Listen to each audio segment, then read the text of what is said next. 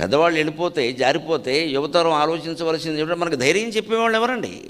మీరేమి అనుకోకపోతే ఒకే ఒక కోచింగ్ సెంటర్లో ఒక్క సంవత్సరంలోనే 30 ఆత్మహత్యలు ఎందుకు జరిగాయంటే పెద్దవాళ్ళు చెప్పేవాళ్ళు లేరమ్మా, పెద్దవాళ్ళ శిక్షణ లేదు వాళ్ళకి.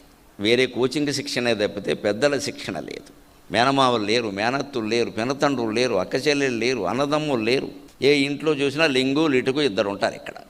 అందులో ఒక ఇంట్లో లింగే ఉంటాడు, లిటుకు ఉండడు, ఒక్కరే సంతానం. ఇక ఈ భార్యాభర్త తోంసుంటా దెబ్బలాడుకుంటూ ఉంటారు.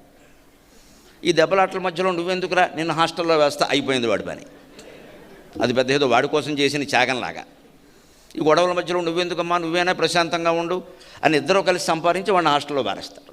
ఇంకా వాడికి ధైర్యం ఎవరు చెప్తారండి? ఆయా ఇవాళ ఆయా రేపు గయా. ఆయా ఏమిటండి, ఆయా అమ్మాయిలా అవుతుంది. ఇది మన వ్యవస్థ. పైగా దాని గురించి గొప్పగా చెప్పడం, మనం ఏం చెబుతామంటే చదువు, మనం ఏం చెప్పకపోతే ఏం చేస్తావు?